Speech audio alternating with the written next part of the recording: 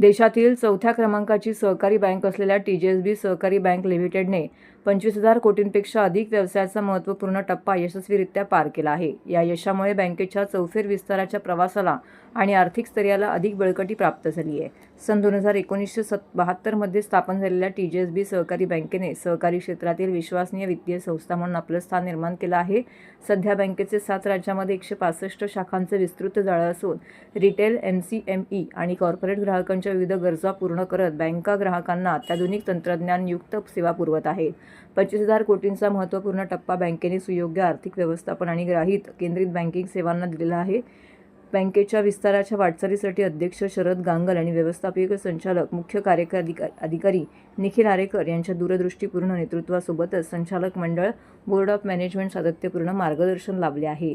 त्यांच्या दिशादर्शनामुळे बँकेची प्रगती अधिक वेगाने सुलभ झाली आहे. TJSB सहकारी बँक आपल्या ग्राहकांचा सातत्यपूर्ण विश्वास आणि सहकार्याबद्दल मनपूर्वक आभार व्यक्त करते. तसेच या यशात मोलाचा वाटा उचलणाऱ्या सर्व अधिकारी आणि कर्मचाऱ्यांच्या समर्पणाची आणि योगदानाची विशेष दखल घेत आहे.